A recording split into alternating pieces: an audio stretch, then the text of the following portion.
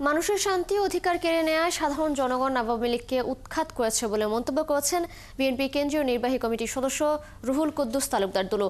বুধবার সন্ধ্যার দিকে শহরের কানাইখালী থানার পাশে Natore chamber of commerce and ইন্ডাস্ট্রিজের আয়োজনে নাটোর শিল্প বাণিজ্য মেলার উদ্বোধন শেষে তিনি এসব কথা বলেন।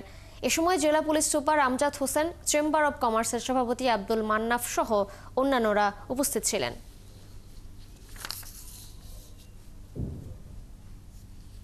নাটোর ছিল এই বাংলাদেশের সন্ত্রাসীর একটা রণক্ষেত্র।